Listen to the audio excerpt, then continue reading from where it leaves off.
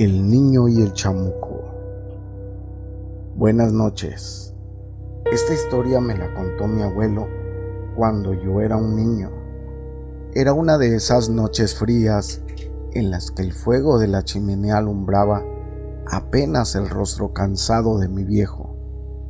Él solía contar muchas cosas, pero esta jamás la he podido olvidar.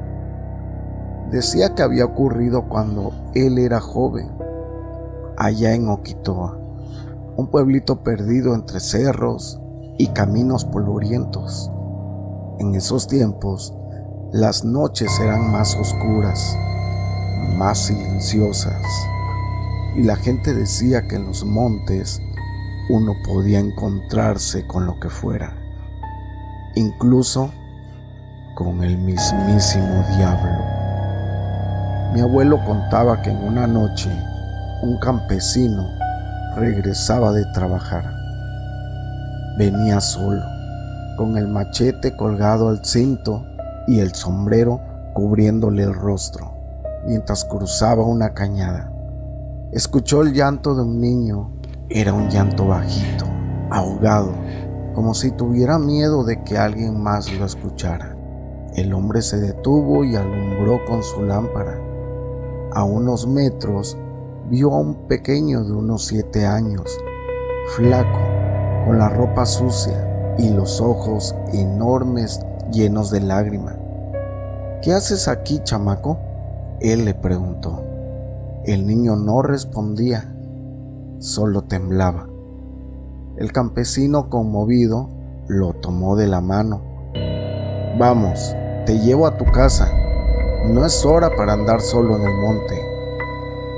Y los dos comenzaron a caminar por el sendero, pero a medida que avanzaban, el ambiente se volvió muy raro. El viento se detuvo, los grillos callaron y ni siquiera se oían los coyotes. Era como si todo el monte contuviera la respiración.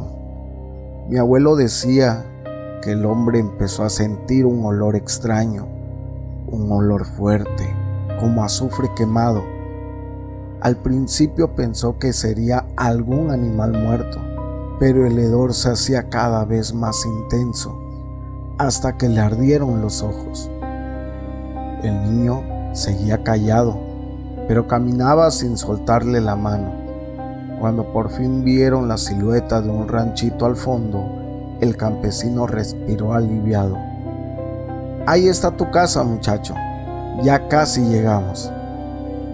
Pero justo entonces el niño se detuvo. Su voz sonó temblorosa cuando murmuró: esa no es mi casa, señor. Y fue en ese momento cuando todo cambió. El aire se calentó de golpe, como si el monte entero se incendiara. El campesino se dio vuelta para mirar al niño, pero lo que vio lo dejó sin habla.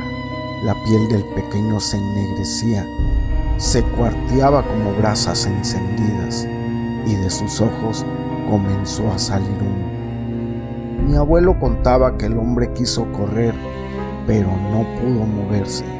Sentía el cuerpo pesado, como si algo lo aplastara. Entonces esa cosa, eso que antes era un niño, le habló con una voz ronca, como un susurro que quemaba el aire.